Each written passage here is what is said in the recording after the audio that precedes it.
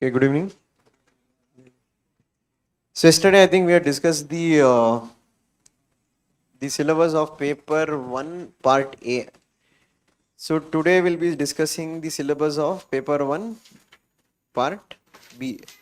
So if you look into part B, there are three or four components into it. One is what? Means I'll tell broadly, then I'll go in detail. One is the Indian national movement part. Second one is the Indian constitution part. That is what is similar to in your GS paper 2. That is what fundamental rights, directive principle of state policy. Third is what we call as political sociology part. Means this deals with issues such as caste, religion, ethnicity, what role it plays in Indian politics. And one more component what you have here is something what we call as political economy part. So what do you mean by political economy part? Land reforms, green revolution, the politics of economic growth means let us take for example planning commission, what role it played, Niti Aayog, what role it plays, or you can say the developmental models like Gujarat model versus the Kerala model. So that's a comparative analysis, Nehruian model of development versus Gandhian model of development. So this is what I broadly say is the syllabus, but each one has a specific part to it.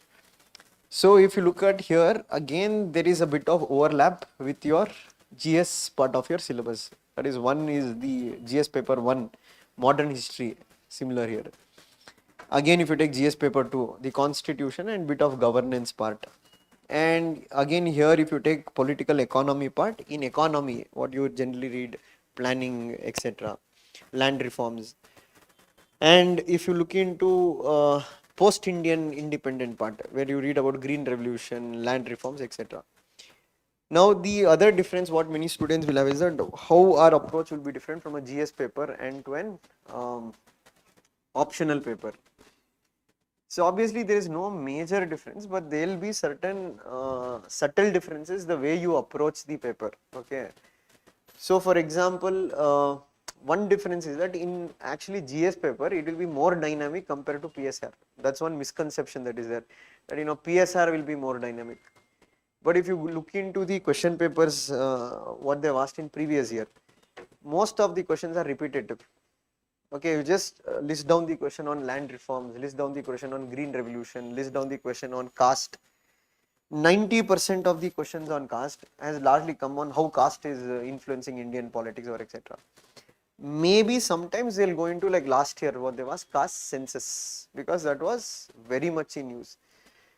And even if you take fundamental rights topic in your GS paper, it is bit more dynamic in GS. Okay, for example, in 2024, I think they've asked about reproductive rights or something like that.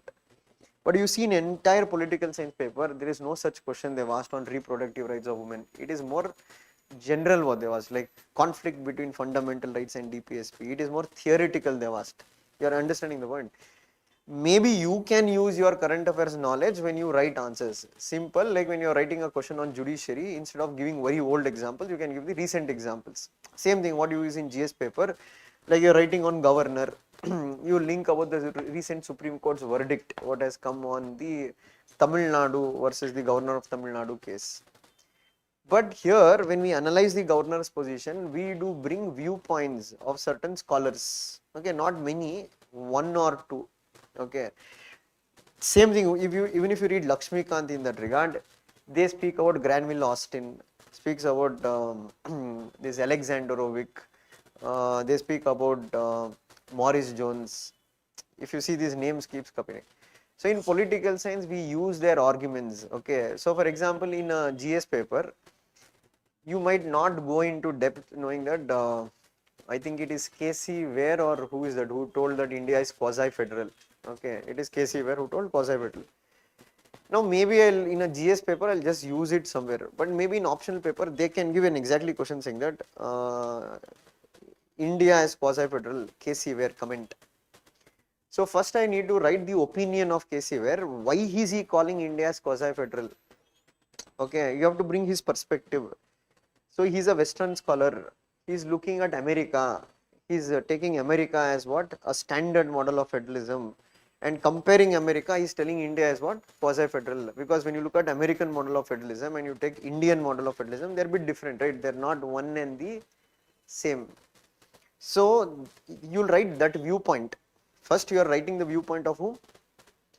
Means you are not writing his viewpoint, you are explaining his viewpoint in your answer. But then you have to counter his viewpoint by bringing some other viewpoint. For example, you have Alexandrovic, who says that India's model of federalism is sui generis. You cannot just write that much. You need to also explain why this fellow is telling it is sui generis. Because Alexandrovic says that why should one compare only to America and judge a federal model. So he says that every country's federalism is unique. It has emerged under its own historical context. And for other viewpoints, you can write your own viewpoint also. It's not required every time you need a scholar also. So you can tell you disagree with, who is this, Casey Ware. Why? Because you can say he is representing Eurocentric view. Or you are going to also say that he is ignored the historical context under which India was born and the historical context under which America was born. Okay, he is ignoring the fact that here there was problem of what? Partition, there was problem of secessionist tendencies, and that is what led to the constitutional makers to give much more powers to the center. But at the same time, they have also given sufficient safeguards to the states. You're understanding? It's like a debate what you bring in your answer, unlike like a GS paper, which there is more number of points you write. So in every topic, you can bring different perspectives. Simple, uniform civil code. Again, it comes under constitution, polity, DPSP. Now, whether it is in a GS paper or whether it is in an optional paper, that's why I told you, if you are an optional student, you will know multiple perspective to write. So one, since in part A, you would have read about liberalism. Liberalism believes it's an ideology that believes that what rule of law is important. The law should equally apply to everybody. So obviously the liberals who are there, they believe that uniform civil code is required. Why? Because there should be one set of law that is applied uniformly to everybody. There should be no distinction based on their religious ground. Or if you look from a nationalist viewpoint, you might say UCC is required because it will contribute to the national integrity. And if you look at from an administrative point of view, it also much makes easier for the judiciary to resolve cases because there is only one set of laws on which the judgments have to be given. But now on the counter side, you will also look from the point of view of, you can also look from the point of view of feminism, and you can say by bringing a uni set of laws or by bringing a uniform civil code, you can remove all the religious laws which are contrary to the gender rights and make sure that that will also lead towards what? Women empowerment. They will get equal property rights, so and so. But then you will bring counter perspective saying that multicultural perspective, which says that you cannot have for a multicultural country only one set of laws that is able to meet the demands of all religious traditions or customs. Or second one, you can also bring the viewpoint of saying that there are other set of feminists, like you have Agnia Flavis, who says that you cannot tell that UCC is the silver bullet for all gender related problems, means it is not going to solve the gender related issues. Or you can have the also the viewpoint of what you can say, too much emphasis on bringing uniformity might lead to secessionist tendencies. That is the opinion given by the Law Commission of India. Means the Law Commission of India has given an opinion saying that UCC is neither desirable nor feasible in a country like India. So it's more about bringing different viewpoints, or you can bring a viewpoint of the Indian judiciary also. What is the Supreme Court's position on it? Because if you take Shaira Bano case, Shah Bano case, the Supreme Court said India does need a uniform civil code. So in these kind of question, whether you write a GS answer, whether you write an optional answer, it doesn't make any difference. Perspectives always remains the same. Maybe in an optional paper you write scholar's name. Okay, maybe you will bring the arguments about the works what they have written in that regard. So when I write about multicultural perspective, when I am writing an optional paper, I can make use of Bhikkhu Parekh. Okay, rethinking multiculturalism, where he makes an argument that the rights of the minorities have to be recognized in that regard. Got it? So there is an overlap. But as I told, yeah, maybe the way you write slightly might differ from your GS paper and your optional paper. Now, one more difference here is that in, like, if you take Indian national movement, to be in specific for PSIR, it is more well defined than your general studies paper, because here one they have given the perspectives of the Indian national movement. So what is the perspectives of Indian national movement? There are various perspectives. One, there is the liberal perspective, there is the socialist perspective, there is the Dalit perspective, there is the British perspective, there is radical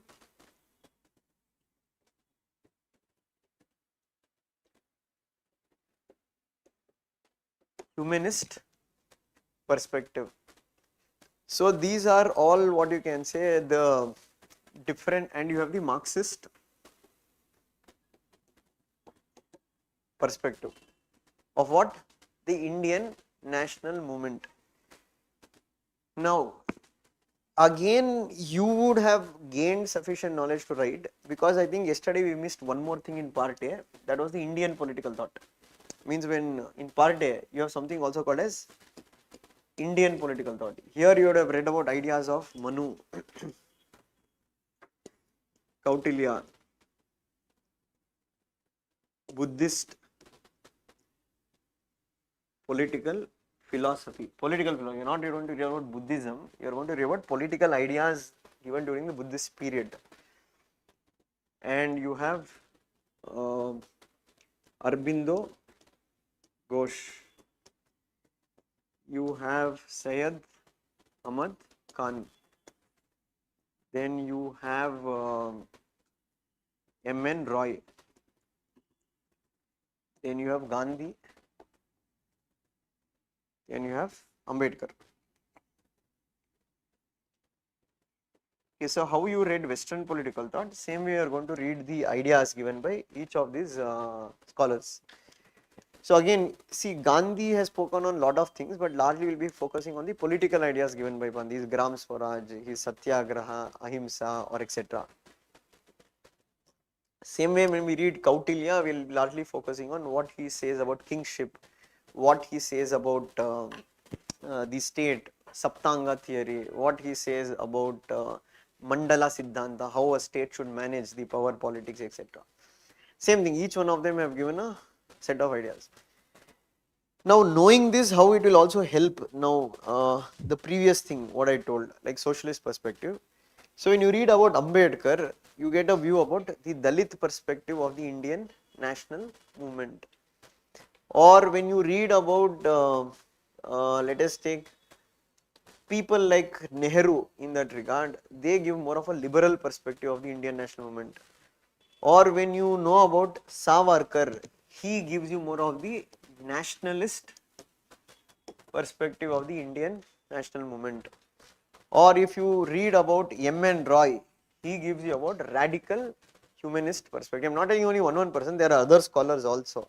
Okay, if you take Dalit perspective, you have Ambedkar, Jyotiba Phule, Periyar, okay. And same way, you take British perspective. For example, you can say J.S. Mill himself can be a perspective. Or you have many British scholars, means the British historians who are there, Outram, Seeley, how they have depicted the Indian national movement. Or you have Marxist, you have Karl Marx himself commenting on the 1857 revolt. And again within Marxists, you have a lot of Indian Marxists who are there. You have Bipin Chandra, you have Sumit Sarkar. Now each one of them give different viewpoints, okay, means they are giving their analysis. The reason is that every event can be analyzed and looked at by different people differently.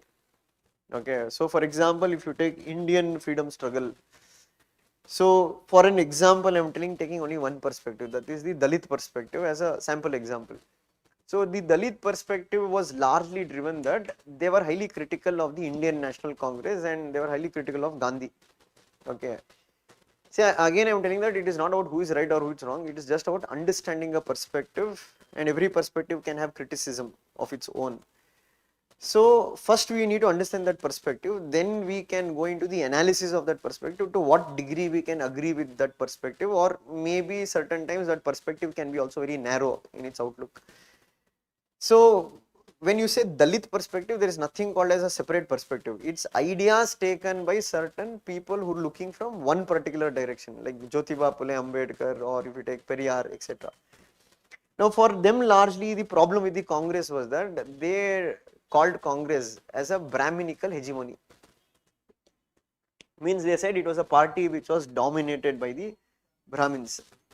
Or second one criticism was that like Ambedkar was highly critical of Gandhi's methodology, what he used in the freedom struggle. Okay, for example, he was highly critical of Gandhi's Harijan movement. So because he told Harijan movement was mainly about temple entry, but there was no drastic changes in the social economic structure for the Dalits in that regard. Or if you take Jyotiba Phule in that regard, in his book Gulamgiri, he says that the British Raj is better than the Peshwa Raj. Means he says the conditions under the British for the Dalits was better compared under the Peshwas.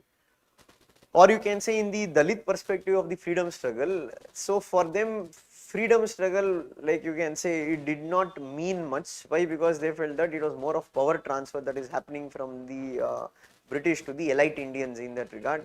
It will not make any difference to the subaltern section. Subaltern, we are referring to the SCs, STs, or the weaker vulnerable sections.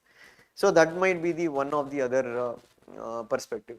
Or you can say the Dalit perspective was also critical of the Congress for not taking up any social reforms.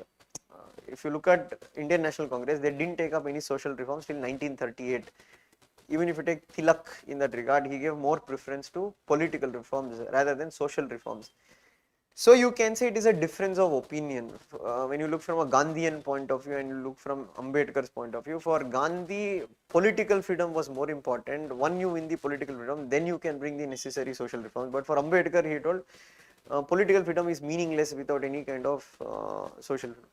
You understand this? So this is a particular viewpoint. So you can say from a Dalit perspective, the argument can be India might be free, but still all Indians are not completely free.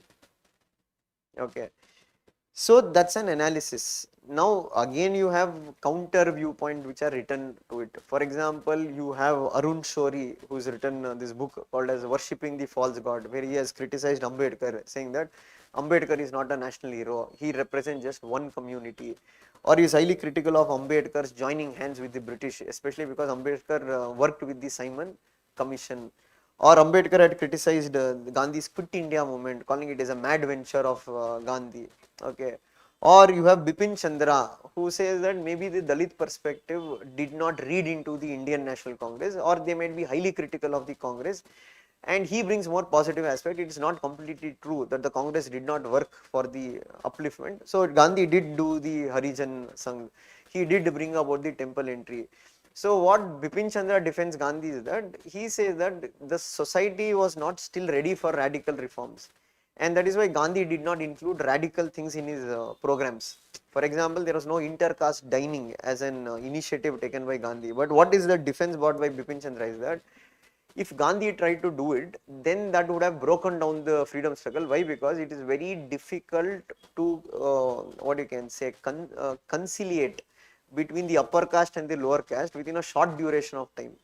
You understand? Because it takes a long time for them to gain confidence or etc.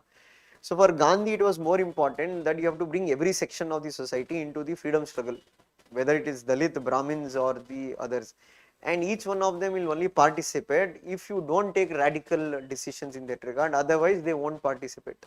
And that is why he defends Gandhi, saying that Gandhi did not take radical measures, which was mistook by the Dalit perspective of the freedom. So that's why I told the entire here about it's not like how you read for prelims. This is for mains, right? There is nothing called as prelims in optional. It is only in old syllabus what you had, prelims and optional. So when you read for prelims modern history, it's different. It's more information oriented what you're going to read. For example, every act might be also important for prelims point of view. For example, they might ask, under which act did the Christian missionaries were allowed to enter India? Which act? 1813. But this kind of information is not so important for mains. Why? Because if you look at the question paper, it is more about analysis what they are asking. It is not about information they are asking. Maybe you need certain information to bring your analysis, but it's not that you just by heart information, that is not analysis. Okay, see, why some people will find reading modern history a bit difficult for mains is that because there are hundreds of peasant struggle, there is hundreds of tribal movements, so we can't remember everything, and that is not required for mains also. Maybe for prelims you need to remember. For mains it is more about analysis what you bring, holistic analysis. So you need to have a broader understanding. For example, you need to be able to analyze and tell how was the peasant movements before Gandhi and after Gandhi.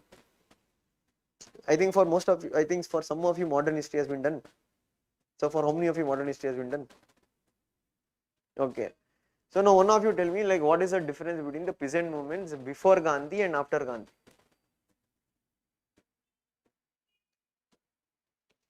See, if you tell me like what is information and what is analysis, now you might be giving 100 information, saying that there is Indigo Revolt, there is Pabna Agrarian League, there is this what is that Champaran Satyagraha. That is all information, but they are asking for what? Analysis. So to analyze something, we need a framework. And why in some people they'll be very good in mains is that they will be very smart in developing frameworks. The others will be not so smart in developing frameworks. They'll be more information oriented. The problem with being information oriented, it will only work if the exact question what you have read comes in the exam, and that probability is very less in the given current trend. You remember, those are information oriented, they will succeed if the paper is oriented that way. Okay, but if you look at UPSC papers, they are not oriented through information gathering, they are more oriented through analysis. So obviously you cannot tell you are going to prepare on every topic and go. But if you have a framework, it will help you to analyze. Okay, how? So let me see, I'll give you a framework. Then you can only tell, okay, how. So one first framework is that the geographical area of these movements. So what you can think on those lines? Before Gandhi, after Gandhi, peasant movements. Okay, if you, she told, okay, northwestern movement, but if you simplify it even more, point what she told is correct, but you need to simplify it more. I am telling you, make a comparison on geographical area. So before Gandhi, it was highly localized, means it happened in specific places. But after Gandhi came into the equation, he made the movement more broader. Second level of comparison, leadership. What is the thing you can observe and compare?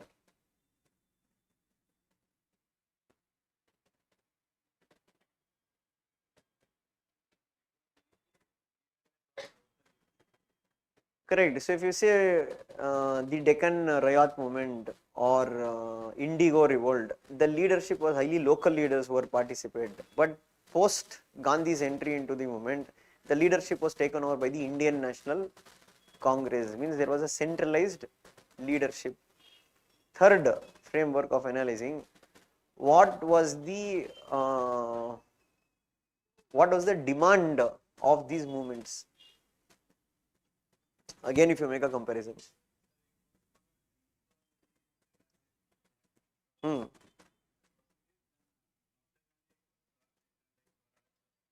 Correct. So you can say before Gandhi came into the equation, most of them didn't demand for freedom, they didn't demand for Swaraj, they only demanded for satisfaction of their immediate needs, relaxation of rent, return back of their lands.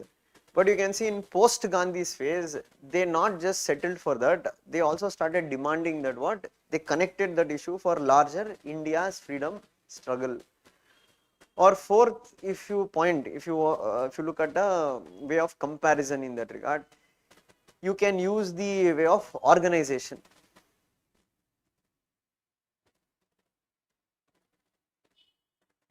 Answer lies there only. There was nothing called as an organized way of thing. There was nothing called as the Kisan Sabhas were not there. But post Gandhis, they started making it more well organized. It means they started creating Kisan Sabhas.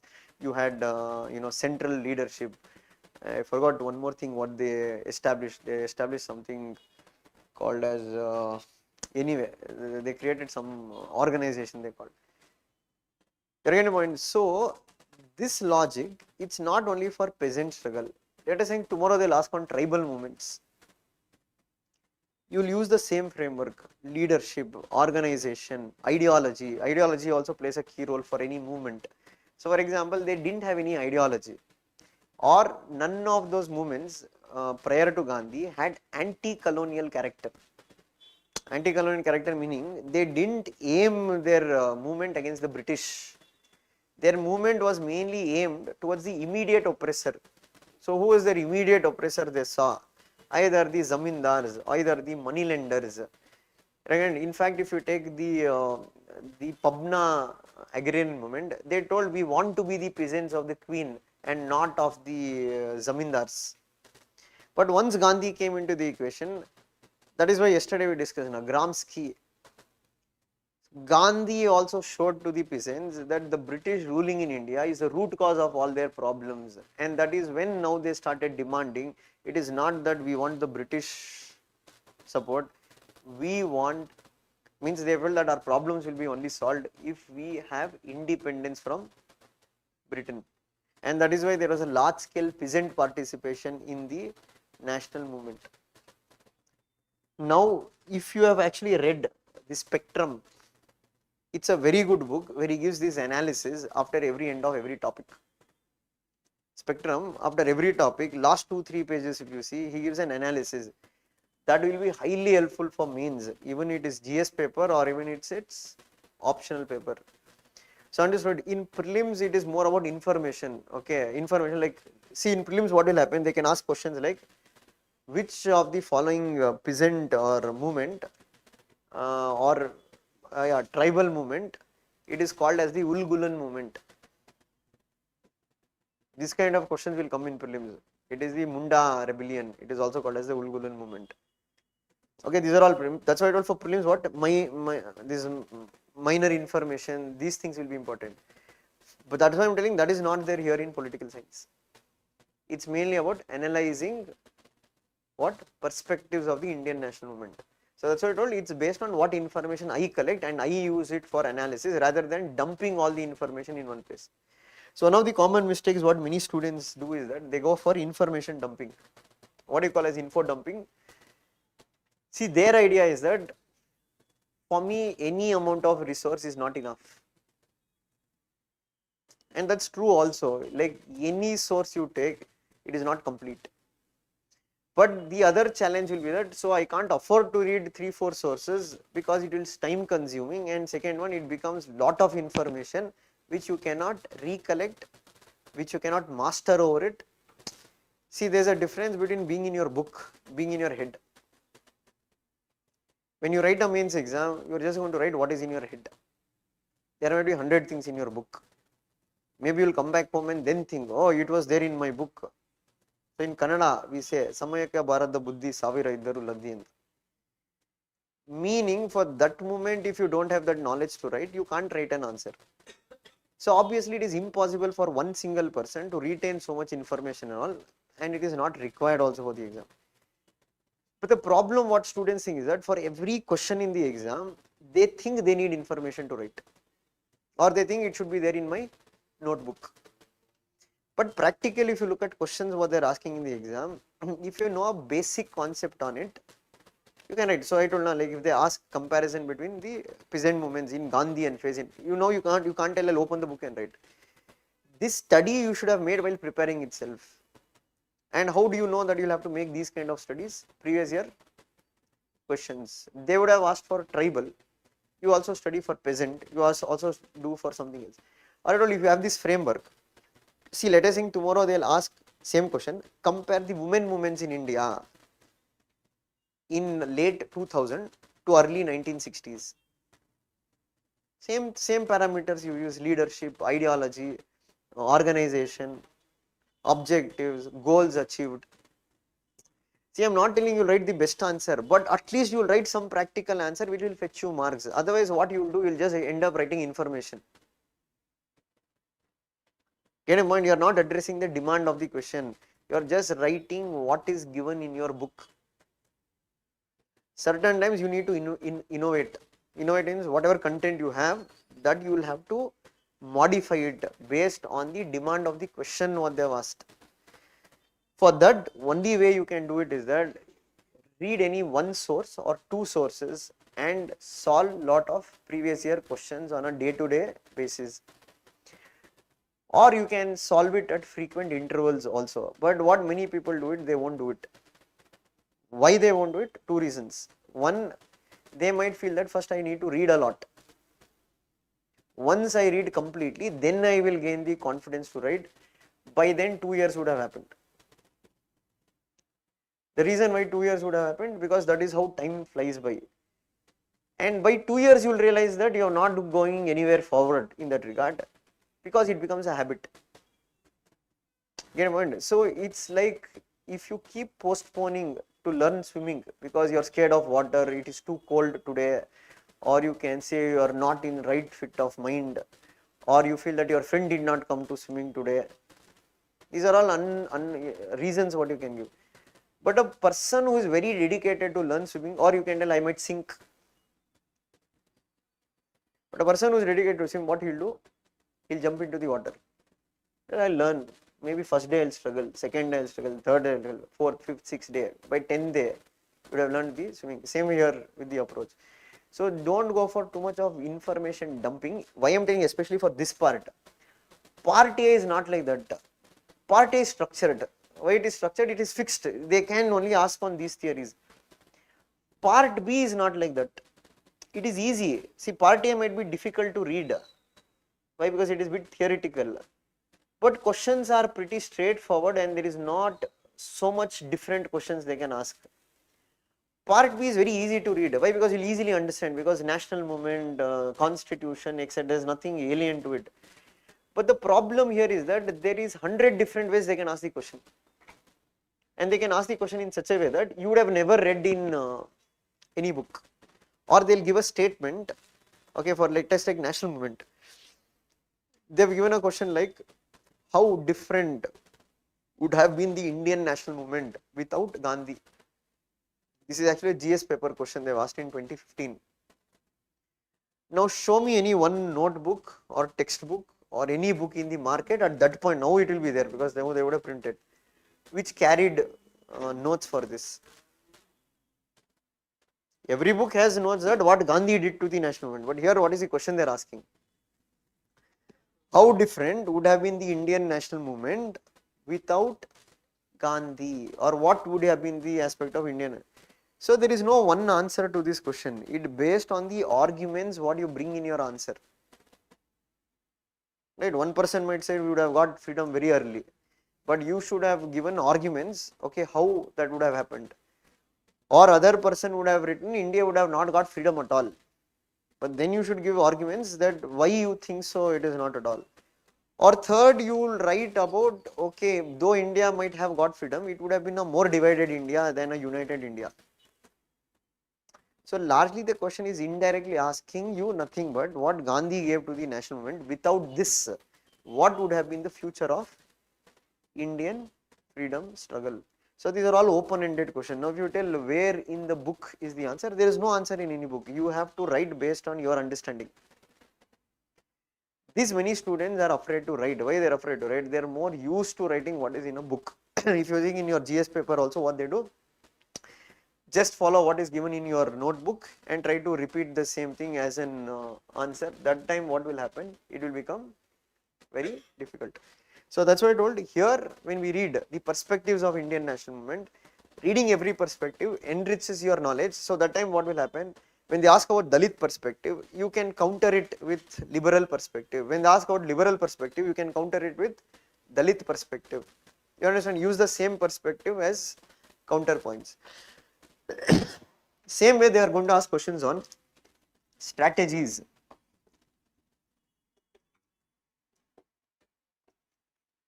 In the Indian national movement. So what were the different strategies that were used in the Indian national movement?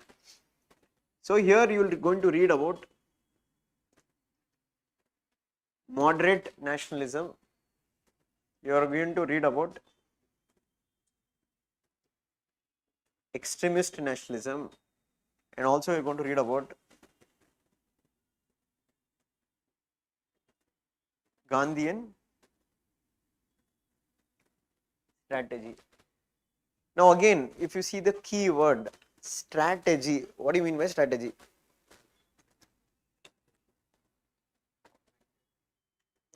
Basically, what was the plan of action they used to get India's freedom? So again, here one should not go for too much of information dumping. Everything can be structured. Take moderates. Again, same framework you can use. What was their goal? What was their political objective? What were their methods they used? Prayer, petition, and protest. Okay, why did they use that strategy? You have to also go into their ideas. You also have to go into their social background. Means most of the moderates are Western educated. So obviously they didn't directly see British as their immediate enemy. They believe that what British is a God sent force. And that is why they didn't even ask for Swaraj. They only asked for what? Certain rights to be given and certain political representation to be brought. Right. Same way next we will go for extremists. And of course their strategy is all constitutional methods because they are influenced by constitutionalism. That is why prayer, petition, protest. But extremists on the other account, again you have to look into their socio-economic background, their political objectives, their political methods, because that will shape their strategy. And many times they were not reluctant to use violence. Violence was part of their strategy. But again we have to make an analysis of to what extent they might have succeeded or why did they fail. Their analysis, no, why did they fail or why did they not completely succeed. Same way you have Gandhian strategy. So what was the methodology applied by Gandhi? That is where you are going to read about Satyagraha, Ahimsa as a political strategy. So that's what I'm telling. It's not about studying about Gandhi. It's a political strategy, what he employed. That is where you are going to read the Gramscian perspective of what Gandhi applied to tackle the British in that regard. And why Gandhi was more successful. But again, there is critique also of Gandhian strategy. Again, you bring back the same perspective, the Dalit perspective, Marxist perspective, like M.N. Roy. He was highly critical of Gandhi for mixing religion and politics. Or you had Ambedkar who had criticized Gandhi's strategy, saying that like Quit India movement was nothing but a mad venture of Gandhi. Understood? So here you are going to largely study about what? Political strategies brought by different sections of Indians. So questions will be largely on these areas. And for these kind of areas, means I am telling mostly for paper 2 part B, it is instead of the traditional way of studying notes, which will be given in the class, it's much better if you write a lot of PYQs and write model answers for it. That itself will be your notes. Okay, that will be more effective in writing effective answer. The problem is reading just one notes is that a notes is fixed in certain perspectives, but question is not fixed in certain perspective. They can ask in multiple perspectives. But when you build your PYQs on multiple perspective, no, you know multiple ideas what you can write in an exam. So I'm not telling the same question will come, but even a question in that direction comes, you know points that you can write because you have done already brainstorming over it. Anyone, they can let us take randomly, they'll ask a question which you have never heard in your life. That is the first time you are reading in the paper. So let us take just as a random question the Quit India movement was an un-Gandhian movement. Comment. Okay, let us think this is last in political science paper. Now, one set of students they'll do right.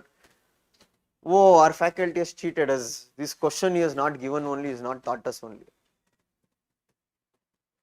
That can be one set.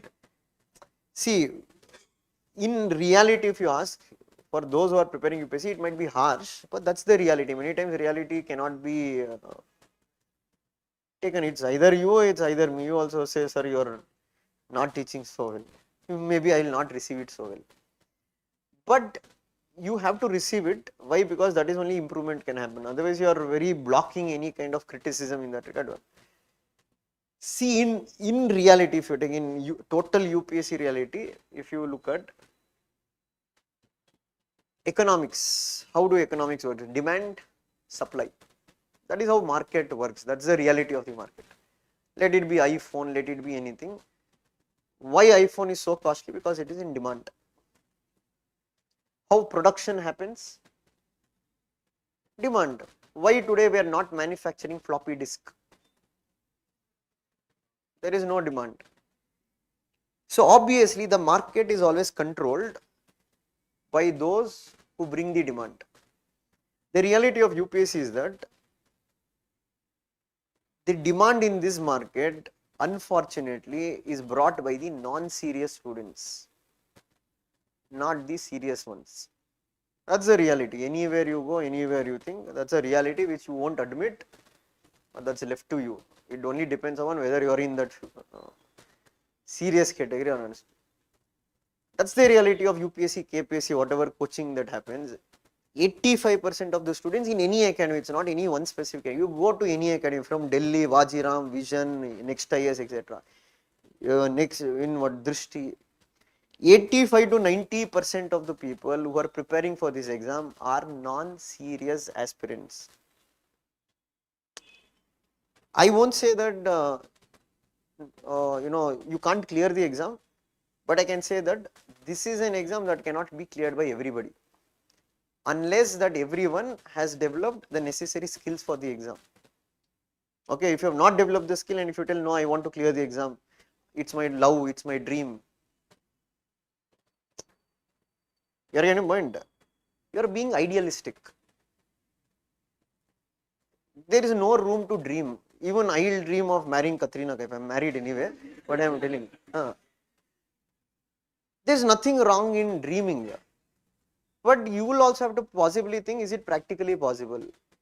What is the practical possibility of it? Let us say if I was not married, I somehow got into Bollywood, somehow I came in contact with Katrina Kaif, then somehow it sparked. So every person can dream, there is nothing wrong in dreaming. But the problem is that the mechanism happening, it is also dependent on your ability. The problem in reality of India or anybody that people don't take criticism in a positive way. They'll always take it in a negative. That's human tendency. It's not only you, it's including me. So problem what happens is that in coaching academies, the business is driven by non-serious ones, not the serious ones. So when the business is driven by non-serious one, you have to cater their demand. You can't cater the demand of the rest 10 to 15% who are serious about their preparation, because at the end of the day it is demand and supply, right? Now who is bringing the business to you? It is the non-serious ones who are bringing the business to you. You very, very serious, very, very expert candidate, you will do self-preparation. You are so smart, you are so intelligent. You might take only guidance, you might only take mentorship, you might not take the full program itself. So problem what happens that when you have to satisfy these people, and how they will be satisfied? When they feel it is easy, when they feel it is doable, when they feel it is understandable. So when you explain something that might be important for exam, they might not understand it. Why they might not understand it? Maybe the capabilities is not yet developed. It might develop in 2-3 years. Once you write, then you might realize, okay, this is the exact thing that is required for the exam. Or some people will realize very quickly, okay, this is what is needed for this exam. So now obviously when you want to meet these people's standards, obviously there will be a compromise. Why is a compromise? You can't go full blown saying that, okay, now you tell them you solve PYQs, based on PYQs you develop content. They might not know how to do it, or they might not understand the mechanism to do it. For them what is required? A standard notes. Whether that is useful, whether that is not useful, secondary, because that you didn't also need not worry, because these 85% are not going to write mains, right? Only if you write mains, then you will come to know whether that notes was useful or notes was not useful, or what you did was useful. So you have 85% of people who don't write mains, who are not knowing also what is important or what is not important. So that is how things can't work here. There are certain areas of the syllabus you can't just bank on any notes. You have to write lot of PYQs. When you write lot of PYQs, what will happen? Don't think from a book. Go for your understanding. Now in this question, when it was given, like quit India movement is an un-Gandhian movement. Okay, for some of you will not be able to answer. Why? Because still modern history has been not done. But for those whose modern history has been done, what is the ideas that you can generate? Hmm.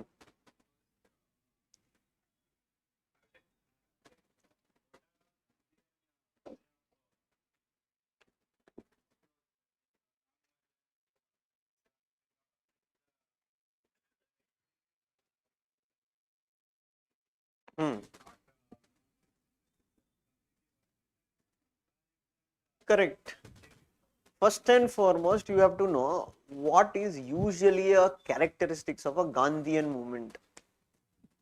Okay, let us take he has conducted, which is that salt satyagraha, non-cooperation movement, Champaran satyagraha. So we don't need to go into each movement specifically when it happened, what date it happened, who participated. We need to just find common elements in them. So what is usually the common elements you find? He always emphasized on ahimsa. Second one, he always emphasized on this strategy called as struggle, truce, struggle. Means Gandhi's movements always had an active phase and it had an passive phase, because he understood masses did not have unlimited strength. See, it's natural, right? Let us think you sit for a protest. For how many days you will protest? 1 month, 2 months. Usually the government strategy will be what? To drain your energy. Means they will use delay tactics. Why? Because once it becomes prolonged, people will start losing the motivation and they will drain out. So what Gandhi knew, that he knew mass psychology, how masses are. So whenever he felt the mass was losing the significance, he immediately went and entered into what? Passive phase. Passive phase means make it non-political, means enter into this abolition of untouchability or organizing community kitchens, something like that. And again when the movement gets back the energy, bring it back. That was his strategy. And the other used strategy was that non-compromising with the principle of ahimsa. At any cost, he told ahimsa should be kept. For example, you can see he suspended the non-cooperation movement because of the Chauri Chaura incident, right? The other key strategy what Gandhi used in his social movements was that he also, what you can say, that he he always controlled the movement. Means where it should start, where it should end, how it should go about. It was a controlled movement. It was not an uncontrolled movement. Okay, we usually divide movements into two types. That is controlled mass movements, uncontrolled mass movements. For example, now what happened in Nepal, Gen Z, it is an uncontrolled mass movement. Immediate, rampantly it has happened. Now, if you look at Quit India movement in that direction, it does not resemble any of the Gandhian strategy. First of all, it was a leaderless movement. Second of all, there was violence in the movement, and Gandhi never condemned the violence that was used. Third, here there was nothing called as struggle, true struggle. There was only one phase. He told, do or die.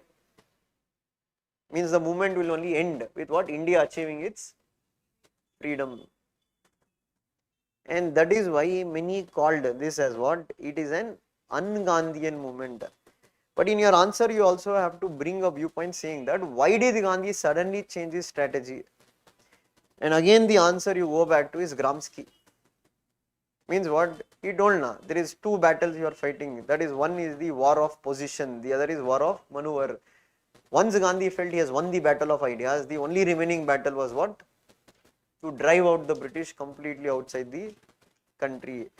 And there are certain commentators. They tell, some say that many think Gandhi is the spiritual guru or moral philosopher. But what you have this, I forgot his name, is an American scholar who says that Gandhi is one of a master strategist. So he brought his political ideas completely woven with rounds of moralism. So you are not able to see his practicality, what he brought into the equation. And that is why they say that it was no surprise that why Gandhi suddenly switched the gears, because end of the day he is a politician. Getting the point? So for these kind of questions, there is nothing called as notes. You have to do brainstorming. You're getting the point? So you might say, sir, how can I do? Okay, this question we discussed. How can I know that what is a guarantee for Nikhil? See, it's practice. The more you practice, the more abilities you will grow. That next time when you see a question, your mind will work. Your mind will look for things that can analyze. But the problem why you struggle in writing is that you have never allowed your mind to develop thinking abilities. You have always trained your mind to read.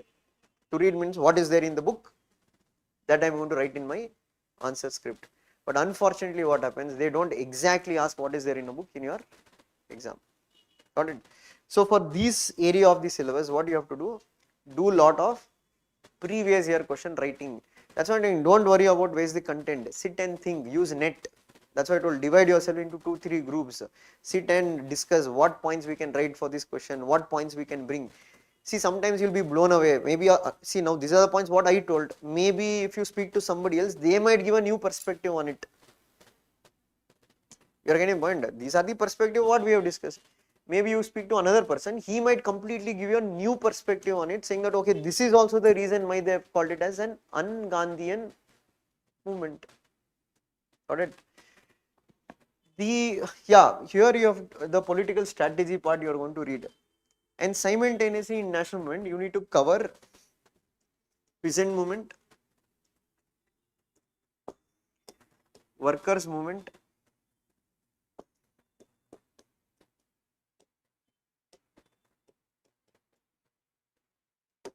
tribal movement, and women movements during the Indian freedom struggle. Understood? So largely we have to have one page notes rather than information based, have analysis based notes for one page for all these movements. So class notes will be there, but you can simplify it and you can again write a lot of PYQs on these areas. So that will cover your Indian national movement part in your syllabus. You understand? So you are not reading the entire Indian national movement like you read for prelims modern history. Understand? Reading for prelims is completely different. Reading for political science is more about analysis and the key themes. Now the other part, second part is what? Constitution. This is nothing but same to same what you have in your GS part of your syllabus. One is the historical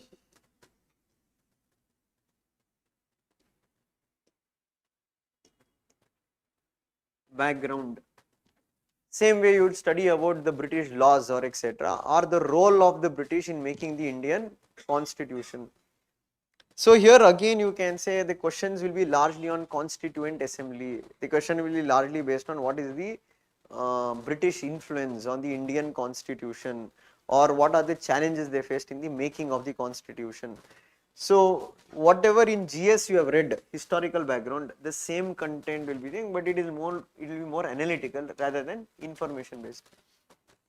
Here again you are going to study the structure of the Indian Constituent Assembly. Then you are going to read about different social and political perspectives in the Indian national movement or the making of the Indian constitution. So let us take the Dalits, they wanted certain protection in the constitution. Tribals, they wanted certain perspective in constitution. Women wanted certain perspective in constitution, or you can say nationalists wanted certain aspects in constitution. Conservatives wanted certain aspects in the constitution. So if you look at the entire Indian constitution, we say the Indian constitution is a culmination of multiple ideas. Indian constitution is not built on any one particular idea. For example, you can say Gandhian ideas are there in constitution, article 40 in directive principle of state policy. Liberal principles are there in Indian constitution, socialist principles are there in Indian constitution, Ambedkar's ideas are there in Indian constitution. Even if you take conservative ideas also there in, for example, safeguards given to religion, religious customs and traditions, that every person can follow their own religions and traditions. There is also, you can say, balance between unitary and federalism. Okay, there is also balance between rights and duties. You're getting what? The entire Indian constitution is based on balancing many things. Why they had to balance so many things? It's a reflection of India's social diversity. So why our constitution is created in such a way that on one hand it does accommodate various diversities, on other hand it also puts certain limitations or certain restrictions. So when you can say there is a lot of contradictions within the Indian constitution, on one hand the constitution speaks about secularism, the other hand the constitution also speaks about so UCC, and on the other hand constitution also speak about protecting religious customs and tradition. On one hand it speaks about rights, on other hand it speaks about limitations of these rights. On one hand it speaks about federalism, on other hand it provides emergency provisions. On one hand it speaks about liberal principles, on other hand there are also socialist principles that has been included in the constitution. So if you go on like that, there are a lot of paradoxes, there are a lot of contradictions, but that is what many say, that the beauty of the constitution is that these contradictions have been woven in such a way that they balance each other, and you can say they have led to an inclusive and what you can say a social fabric. Right, again you have to also know the criticism here, it is there in constitution. That is again Lakshmikant first topic, if you read, same thing. This is a very lengthy constitution. Ivor Jennings calls it as a lawyer's paradise in that regard. You can say it is a constitution that has been blindly borrowed from other countries. They have called it as a patchwork in that regard. And some also say that constitution is gives a quasi federal state. But at the same time you also have to know counter arguments, that those who defend, like Ambedkar told, yes it is a patchwork, but it is one of the most beautiful patchwork that has been ever created. Or you can say they have not blindly borrowed the provisions from other countries, they have modified into Indian needs in that regard. Or you can only bring the argument saying that all ideas are not borrowed, there are unique ideas. For example, you can secularism is not the Western secularism, it is the Indian version of secularism that has been used in the constitution. You are getting a point. So that's why I'm telling, for here the content is not like one place, you can read the content at one place, but if you write more number of answers, you get more number of ways you can link the points. Same way you have preamble, fundamental rights, fundamental duties, directive principle of state policy, constitutional amendment, president, vice president, prime minister and council of ministers, federalism, judiciary, panchayats, or what you call as urban local governance, constitutional bodies and statutory bodies, as well as the executive bodies. Then what else you have? Governor, doctrine of basic structure, etc. So these are all what comes into the constitutional part of your polity. Now one important topic, parliament. Now, one difference between how do we read for prelims and how do we read for mains or option. In prelims, again I said minor information will be important. For example, whom does the president give his resignation letter to, or the salaries of the governor are charged upon what, or the pensions of the high court judges are charged upon what. And all these kind of information will be important for prelims. That you don't need to worry for means what, or for the PSR part. It will be mainly analytical. Analytical in the sense, take president. So here we don't need to sit and read how president is elected or etc. Mainly you have to understand the process of election, why it is indirect election, why it is not direct election, what role the president of India plays, okay, why his role is considered to be nominal, okay, are there any situation when the president's office becomes powerful during coalition politics, minority governments, or you need to pick up examples. Are there any presidents, because the office of the president can be also determined by the personality of the president. For example, you can say presidents like Abdul Kalam or etc. They made the office more active in that regard. So that is why they are called as activist presidents. Again, this analysis should be there in your book. And that's why I told for this, Lakshmikant alone does not. Lakshmikant is a basic reading. But based on that, previous year questions, you have to prepare answers. You are getting point for all these topics. It's not like a fixed notes. Prepare your notes based on PYQs, and I'll be also sharing articles on my Telegram channel. If you see constantly, there these kind of articles will be shared where it will help you in your PSIR writing. Okay, and in certain articles they would have also given examples of at what time what role the president played or etc. Same if you take parliament. So here you don't worry about they asking which committee will determine what. Again, previous year question paper analysis first you have to do. They've asked questions like decline of the Indian parliament, or they've told do you think over the years parliament has weakened? Why? Because of executive becoming very powerful. Or they've asked questions like parliamentary committees. They told examine the role of the parliamentary committees in making the government accountable. Or they've also asked questions about women representation in parliament, because recently 106th amendment bill has been brought, right? They can ask an applied question.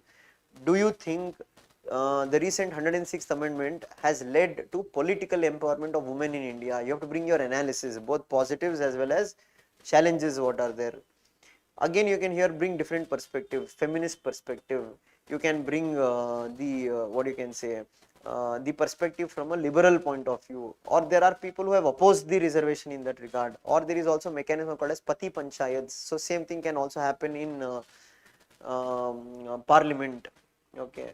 Or they can also ask a question such as, if you take 18th Lok Sabha, there has been increasing criminalization, means if you take 46% of the Lok Sabha MPs have criminal charges against them.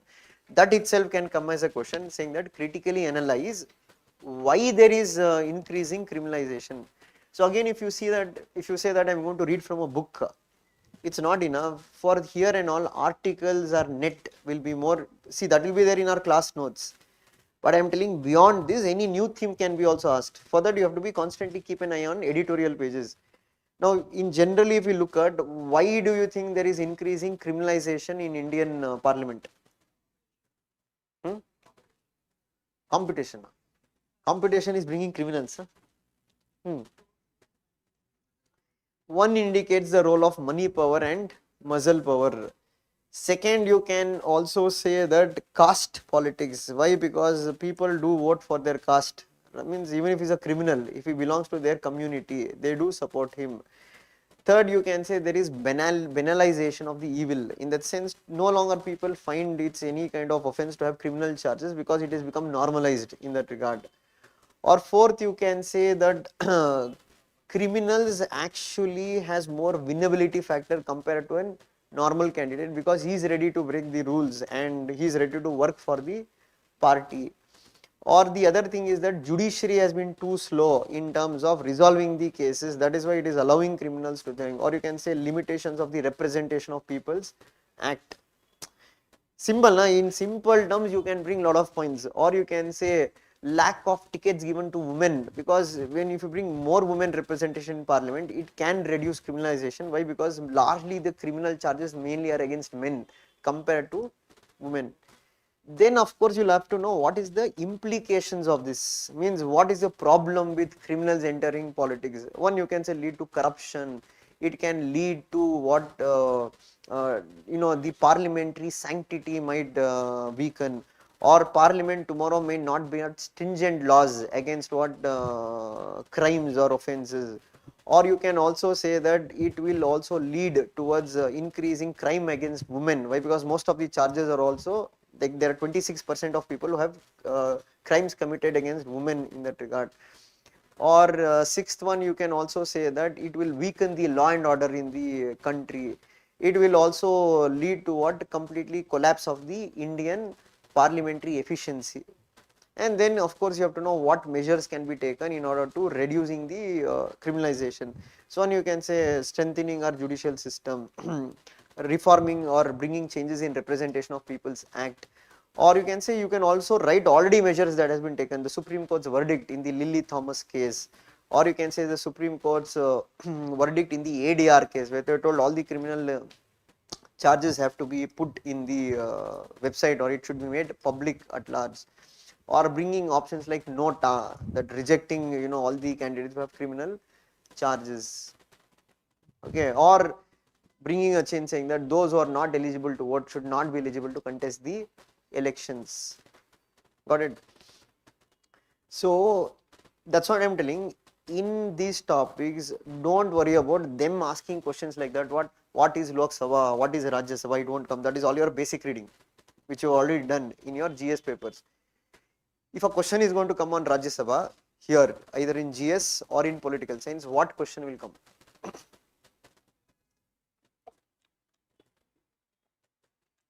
See, why I am asking that, one of the key element to succeed in this exam, apart from your notes, apart from your coaching, apart from books, etc., do you have a mindset, or in a better way to say that, if you are a very good, if you have the very good capability to set a UPSC question paper, if you have that ability, cracking this exam is much easier. Why? Because if you know what kind of questions they can ask in the, it means you understand UPSC psychology, then you exactly know what to read. But if you don't get hold of their psychology, what happens is that you end up reading everything, and end up reading everything makes it more complex. So that's why you say that when you read a topic, you should have that ability to know what is the probable question that can come on topic, and that probability will be determined on two things. One, yeah, previous year questions, but based on previous year questions, you know that many times I've asked questions based on current issues. See, last year political science paper, caste census was asked. So if you're a person who was very good in predicting questions, you would have easily predicted it is a probable question that came, because it's a very important issue that has happened. America exiting WHO, World Health Organization, that question has come last time in PSIR. All predictable questions, but you have to know how to predict it. And when that your ability can improve, if you have done your deep analysis on the previous year questions.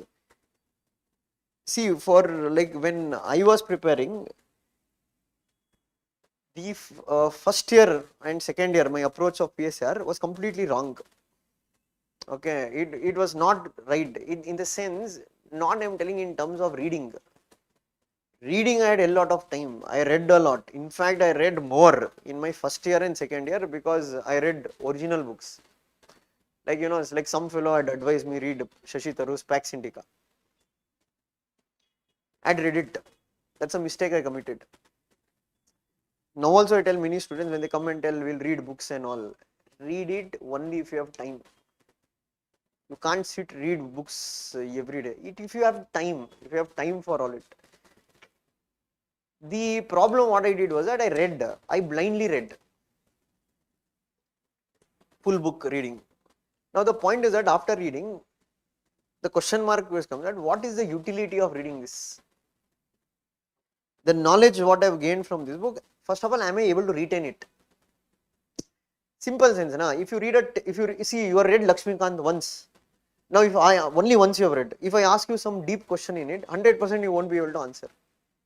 Same logic you apply, you are reading some standard book or some this advanced book one time. It's not that you are revising it again and again. Are you able to recall what is there in it? You just feel that your language might have improved, some ideas you might have got, that I don't deny. Some ideas I got. But I was never able to recall anything in that book from an exam point of view. That was the first mistake. Second mistake what I committed was that not preparing based on previous year questions. It was blind reading. What is blind reading? Open the book, start reading it. Simple, not looking at how questions have come. And third one, even though I solved a few questions, I didn't write answers. You know, my way of solving question that point of time, okay, look at this question, I used to see, it is there now, I will write it. You know, they used to give something on John Locke, this thing, John Locke, I know now, I will write it. And the other thing was that there is a difference between writing and explaining. Even now, I may be very good in explaining. What if you tell, okay, sir, you close all the book, I'll give you a book, I'll give you a question, you write in 7 minutes. That's a challenge. That has to be practiced. And thirdly, I was too much reading oriented rather than thinking oriented. Means I just used to read, okay, Plato told this, Plato told this.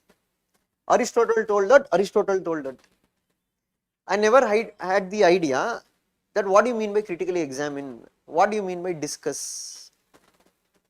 No, literally no clue. That was my approach. So when I wrote the first mains in PSIR, I left around 50 to 60 marks because of time factor. Means I was not able to manage time only because I have never written before that. The first paper I wrote was in my examination hall, optional paper. So obviously it was very different in the sense, one, I am looking at the question, not able to understand the question correctly. Second one, even those questions I understood, when I started writing, points are not coming, that what exactly I have to write, I am getting stuck. So obviously 50, 60 marks I left. I knew, and in GS also, it was like around, literally around 80 to, I think 150 marks, totally some 200 marks I had left. No chance of qualification if you leave 200 marks. The same mistake I did in my second mains also. The same mistake was that now my analysis was completely wrong again. So I thought, what, maybe I have not read so well, that is why I am not able to write so effectively. Go back again, read few more content, okay, develop few more content.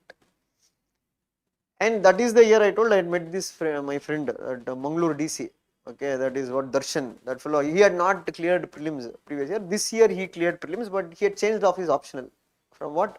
Kannada literature to PSIR, and he had to do it in like 4 or 5 months. That fellow's approach was very simple. Write lot of answers, do lot of brainstorming, you know, how to approach the questions, how to write this question, okay, get ideas. See, even he read a book. So there is this book called as Andrew Haywood, Global Politics. It's a very fat book. Okay, it's a foreign author book. I had taken almost to read that book 2.5 months. Detailed, I read word by word, page by page. So this fellow asked like which book to read for IR. I told you read Andrew Haywood. So I still remember he came in 15 days and he told I finished that book. And he told I made short notes of it. So I saw when he told he has not read many chapters only. I told why you have not read all this. He told why should I read those chapters? It is not there in syllabus also.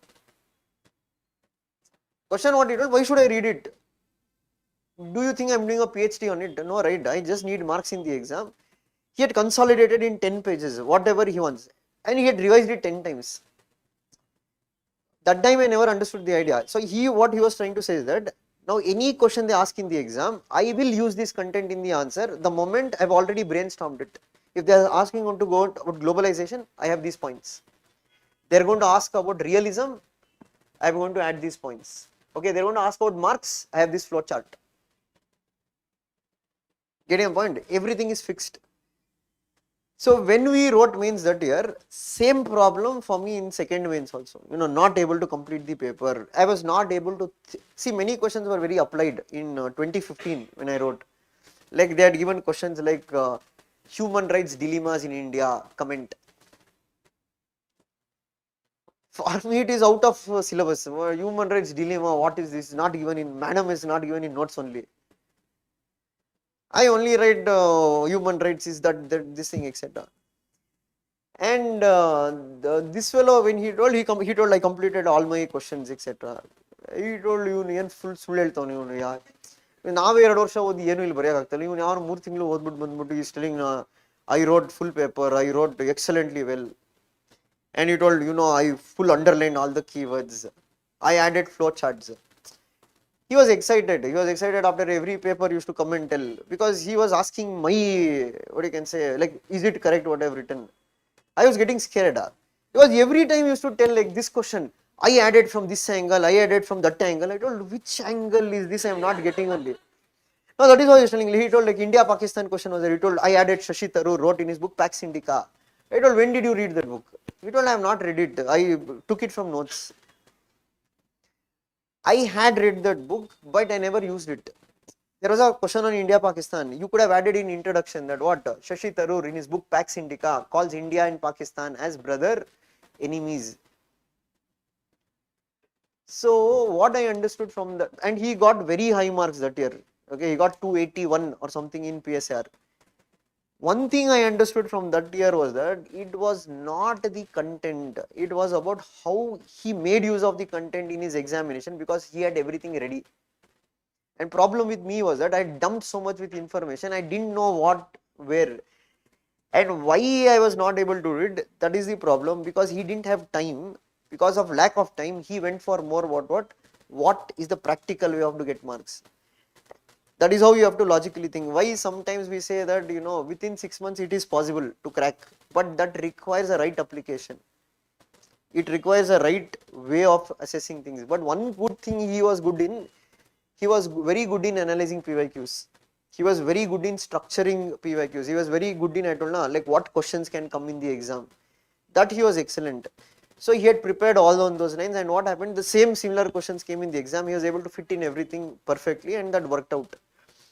So that's why I tell, in this paper also, you need to be able to predict things that, okay, this is going to be important for the exam. That's why I told, when you read about Rajya Sabha, I'll tell you how he used to read. He never used to blindly read everything about Rajya Sabha. First, he has to do an assessment of what is the previous year question they've asked.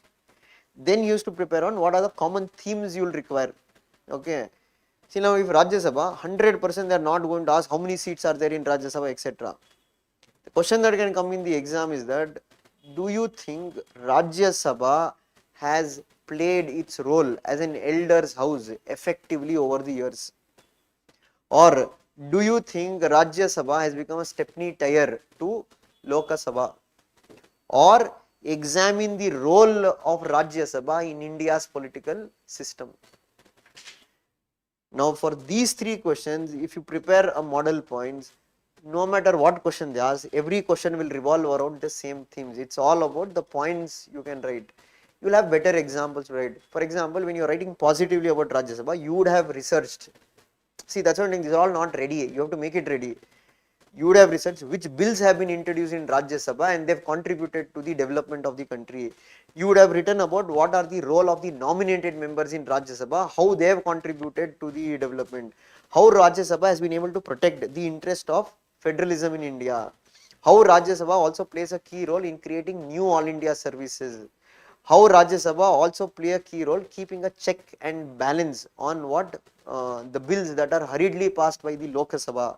So you can give example like Aadhaar bill was, amendments were suggested in Rajya Sabha. But same way you are going to write criticism of Rajya Sabha, that what has happened over the years, it has become a parking lot for defeated candidates from Lok Sabha. Nominated candidates are not attending the parliament session. You can give example of Sachin Tendulkar, his attendance was very poor. Or you can also say Rajya Sabha does not have equivalent powers to that of the Lok Sabha.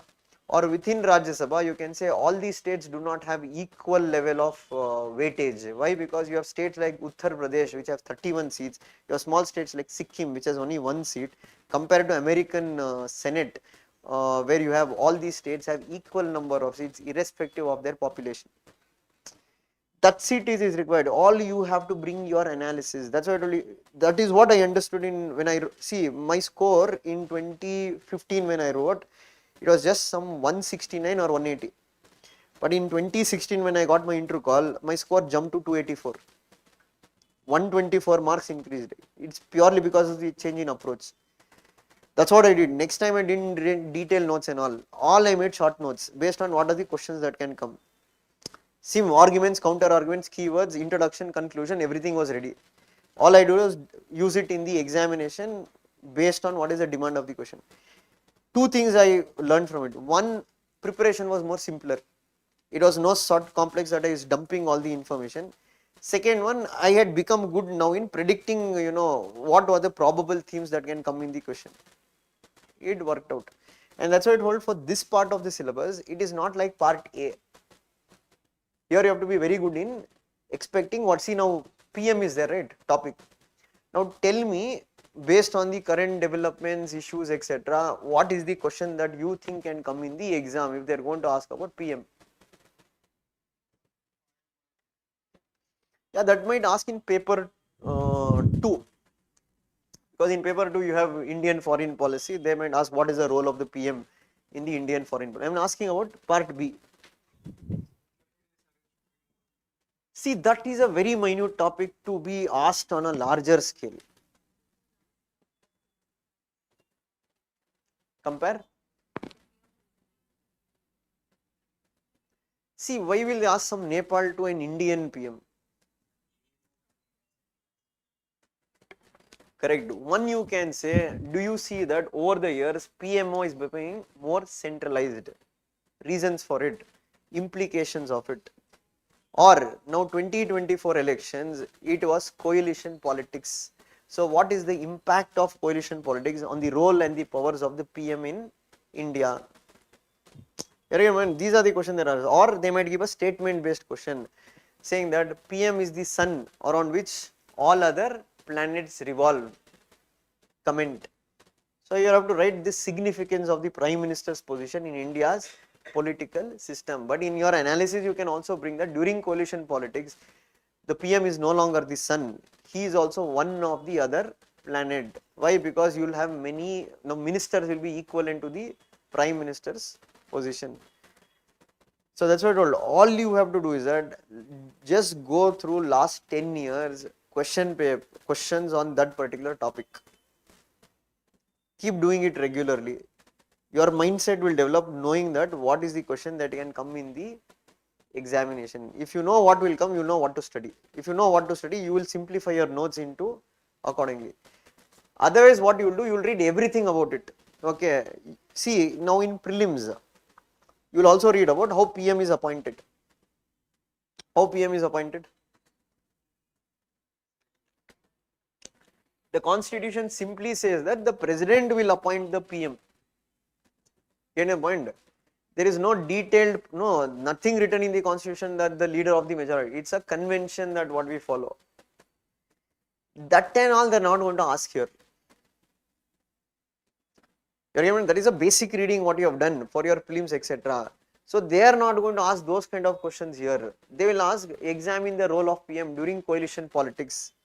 Or one more question they can creatively ask is that, to what extent the personality of the Prime Minister determines the powers and structure of the PM's office. So here, see, some people are saying, sir, I can't take political names. No, in a political science paper, you have to take a political name. You have to write about Indira Gandhi, you have to write about Narendra Modi, you have to write about Jawaharlal Nehru. Because their personalities also have defined the PM's office. So during you take Nehru's office, the PM's office was a bit decentralized. But during the Modi and Indira Gandhi, you can say there are more centralized way of functioning. You are getting the point? You can say personality of the PM also matters if the party has got majority in parliament, because you can say when coalition politics, the personality of the PM does not matter. Or you can write the other way around also. Even for managing coalition politics, the personality of the PM is very important. You can say Atal Bihari Vajpayee, or you have PV Narasimha Rao. They were able to manage it and complete it their tenure. Got the point? So here some misnomer among some students is that I can't use political science. No, this is why it is called as political science. When some people say this is politics, na. Of course you are studying about Indian politics. When you study about Indian politics, you can give examples. But the only caution you have to use is that when you give an example, it should not look something that you are biased towards any one particular thing. Or it should be not controversial in that regard. That example you can give. And that is why I told here, the question will come this way. Or they might ask a question of relation between the Prime Minister's office and the President's office since independence to present. So you can see initially Rajendra Prasad and Nehru, it was conflictual relation. Why? Because Rajendra Prasad asserted that what President's office is not nominal position. But then you can say over a period of time, it is a PM's office started to become very strong. Why? Because you have to write about the 42nd amendment, you have to write about the Samsher Singh case where the Supreme Court gave the verdict that President's position is just nominal in that regard. And over the years, you have also had very powerful prime ministers that have come to power. Maybe during coalition politics, you can say President's office, especially during times of Abdul Kalam or etc., they brought back certain degree of authority to the President's office at large. But you can say in the last 10 years in that regard, you can say President's or Prime Minister's position become as all powerful. Why? Because of two reasons. One, you have a very popular PM, personality wise very popular. Second one, his party has the majority in the center. And that time what it will do, it will completely overshadow the President's office. So PMO has emerged the most powerful office. Right, and you have to show examples how PMO has become very powerful. Today PMO is the center of all decision making. Right. So for example, you can say now Rafael deal operated through PMO rather than to the what is it, Defense Ministry. Right. PM has become the principal spokesperson for Indian foreign policy. Got it? So that's why I say for these kind of topics, rather than static way of making notes, make notes based on previous year questions or even predictable questions. Understood? For the entire part of the syllabus. Then you have another part which is part of polity only, but this involves topics such as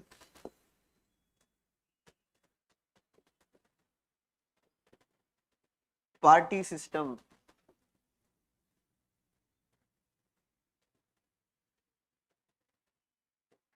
you have pressure groups. So again in party system, here we are going to study about one, the nature of political parties in India. Then you are going to read about how we are going to classify political parties in India, regional parties, national parties. And then you will also look into what has been the role of opposition party in India. And they might ask question on specific political parties. Okay, that's why I told again you have to go back to previous year question. In PSIR, you never find question like on what basis they will tell a party is national party or a regional party. That is all prelims questions. So if you look at previous year question, what they've asked, one, they've asked the political parties in India are contradictory, comment. Meaning on one hand political parties are vehicles of modernization, on the other hand the same political parties also bank on identity politics. On one hand political parties lead to form the government, the same hand the political parties can also bring down the government. On one hand, political parties will lead movement against corruption, but the same political parties are themselves corrupt. The same political parties also align with pressure groups to bring right to information, but the same political parties resist to bring under themselves under RTI. Okay, caste-based parties are there. So these are all features you can go to write. But they can also ask certain mechanism. For example, you can say since 2014, there has been the rise of BJP in Indian politics. So they might ask an analytical question, give an account for that. Why do you think the BJP has risen in Indian politics? Or in 2014, they've asked, comment on the decline of the left in Indian politics. Means you can say in the last 3 elections, the left-based parties have completely collapsed. So you need to bring an analysis that why that has happened. Or they can see one difference is that before 2013, these questions would be more direct. Means they used to ask on BJP, Congress, etc. But after 2014, they have been less political. In that sense, they only asked decline of the left. But you can never know, UPSC might come back with questions. Like they might ask, the Indian National Congress, which is the grand old party in India, has seen what you can say a decline over the years. Critically analyze for it.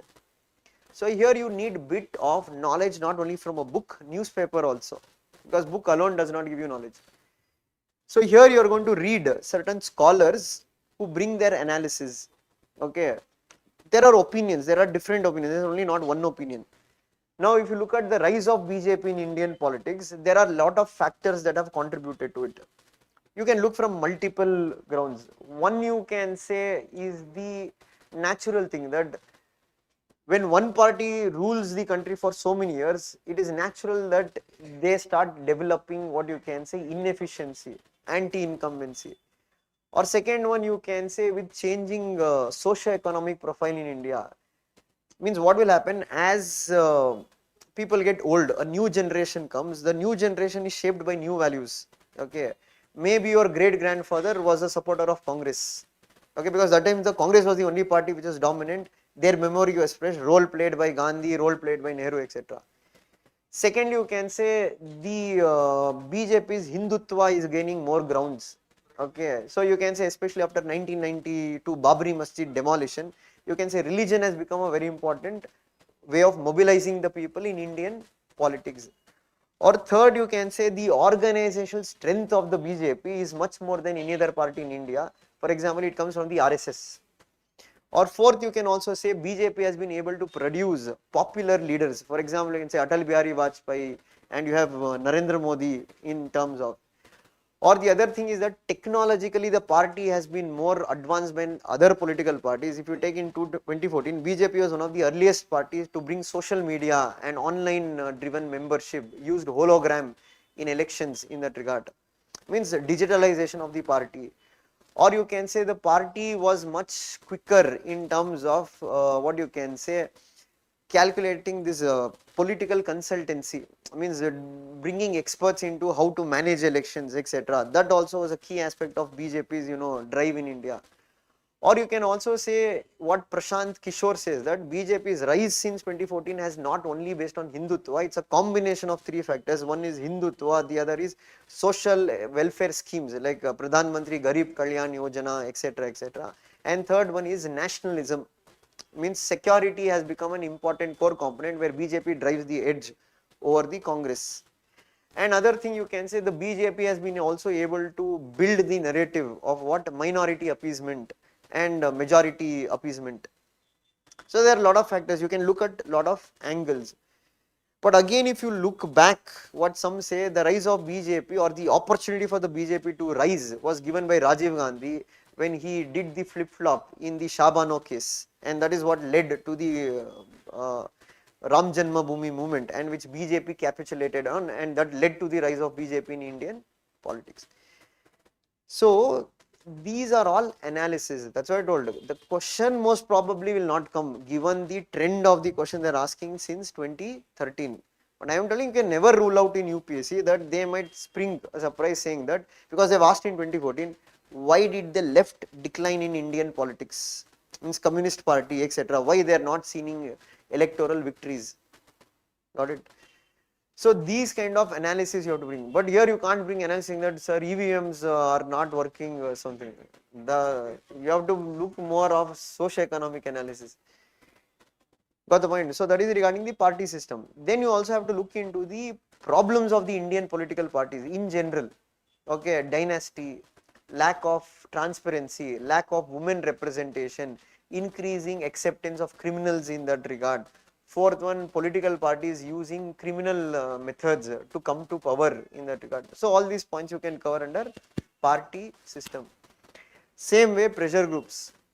First you will have to learn what is the difference between a political party and a pressure group. What is the difference between a pressure group and an interest group? Though we use the term same, but there is a difference between a pressure group and an interest group. What are the different types of pressure groups? You have associational pressure groups, non-associational pressure groups, you have anomic pressure groups, you have institutional pressure groups. What role they play within the political system, positives, negatives, okay, and they can ask in specific areas. So you have students associations, you have the RSS, which is one of a pressure group. You have, let us take even military can be a pressure group. So the complete analysis you are going to work on these topics, but again based on what previous year questions. Now once this is done, you will have what we call as political sociology part. That is what? The role of caste in Indian politics. The role of religion in Indian politics. The role of ethnicity in Indian politics. Now again here, these are all current related issues or more analytical based. So one, how does caste influence politics? How does politics influence caste? Right, it's not only caste influence politics, politics has also influenced caste. Can you give an example how politics has influenced caste?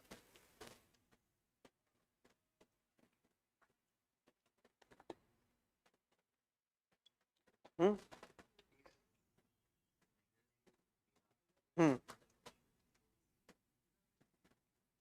No, but how politics has influenced caste? So Mandal, you are telling that is caste influencing politics. How is politics influenced caste?